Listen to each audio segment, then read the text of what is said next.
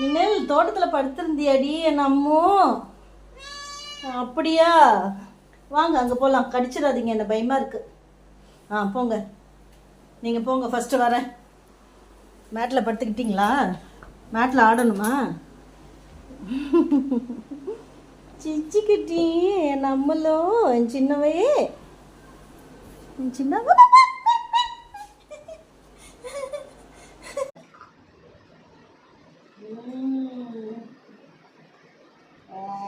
என்ன பண்ற?